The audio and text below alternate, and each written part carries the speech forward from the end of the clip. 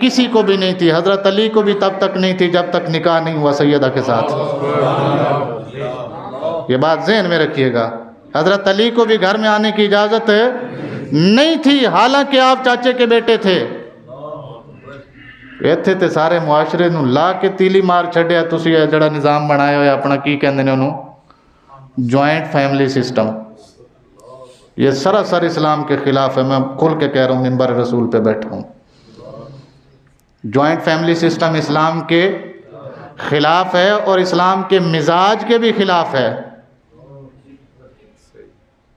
گھر سیپریٹ بناؤ، جب بھی بچے کی شادی کرو اسے کہ بیٹا اپنا ہاں خدمت ہماری تیرے اوپر فرض ہے، جتنی ہو سکے کر، پر شریعت کا پردہ پردہ ہے۔ بے شک یہ تیرا بھائی ہے، مگر رسول نے منع کیا کہ بھائی نہیں آ سکتا، بھابھی کے سامنے تو نہیں آئے۔